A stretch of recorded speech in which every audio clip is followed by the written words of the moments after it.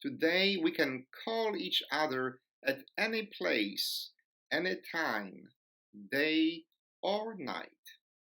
We can text or DM someone on another continent and receive the response right away.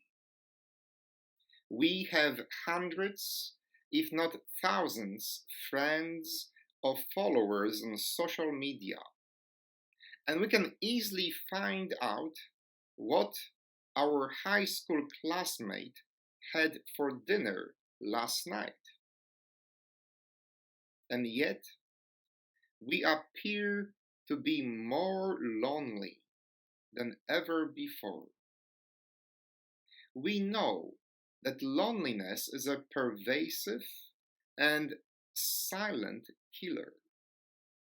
A prominent 2010 study revealed that loneliness leads to as much physical damage to our bodies as smoking 15 cigarettes a day, and was more predictive of early death than the effects of air pollution or physical inactivity.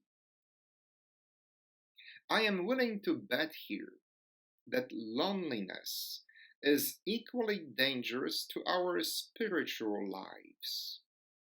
Feeling alienated, forgotten, or abandoned by one's church or faith community can be a soul killer. Jesus knew how difficult it is to be alone on this journey of faith, how soul-wrenching it can be to have no one to share your spiritual battles, disasters, and victories. This is why he called his followers by two, and later sent them out by two as well. In today's gospel, we see him calling two sets of brothers. First, Andrew and Simon, and then James and John. The author concludes both scenes with a short refrain. They left their nets, boats, and followed him.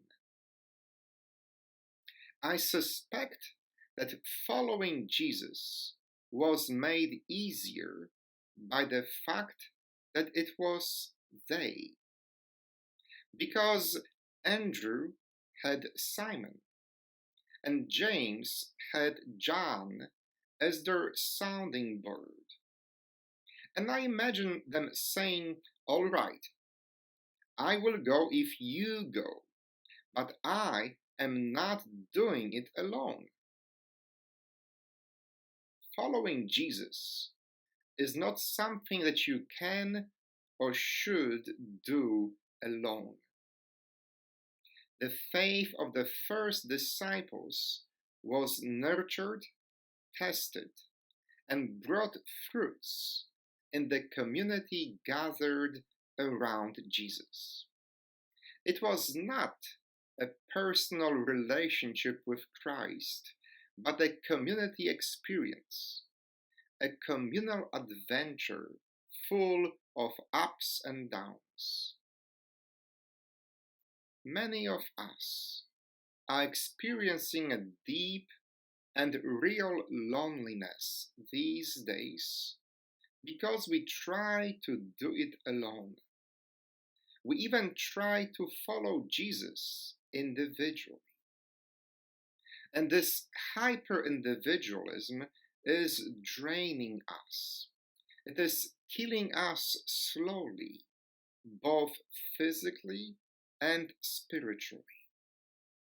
This is why we need church, not as a building or an institution, but as a community that tries its best to follow Jesus. We do need friends. We do need fellow parishioners. We need religious sisters and brothers. We need each other to follow Jesus because we are never called alone. Amen.